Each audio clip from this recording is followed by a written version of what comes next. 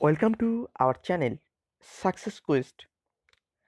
আজ আমরা এই ভিডিওতে আপার প্রাইমারি সংক্রান্ত একটি গুড নিউজ নিয়ে আলোচনা করব। যারা দীর্ঘদিন ধরে অপেক্ষারত রয়েছেন আপার প্রাইমারির নিয়োগ প্রক্রিয়া কবে শুরু হবে তাদের জন্য এই খবরটি।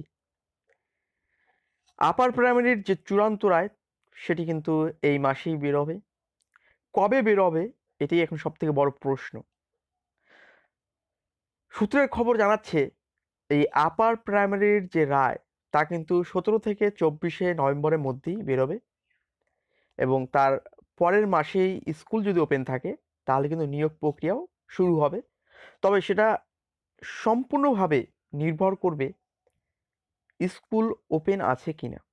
স্কুল খোলা থাকলে অবশ্যই নিয়োগ প্রক্রিয়া কিন্তু তার পরের মাস থেকে শুরু হবে, আর স্কুল যদি বন্ধ থাকে তাহলে নিয়োগ প্রক্রিয়া একটু ডিলে হবে।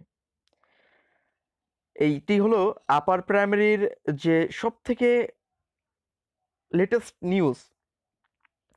কবে কজ লিস্টে আপার প্রাইমারির নামটি আসবে, এখানে হাইকোর্টের অফিসিয়াল ওয়েবসাইটে 10 তারিখ পর্যন্ত যে কজ লিস্ট দিয়েছে তাতে কিন্তু আপার প্রাইমারির নাম নেই। যা আমরা বলেছিলাম 17 তারিখের পরেই এই আপার প্রাইমারির চূড়ান্ত রায় বেরিয়ে যাবে। মৌসুমী ম্যাডাম তার কিন্তু রায় দিয়ে দেবে 17 থেকে 24 তারিখের মধ্যে।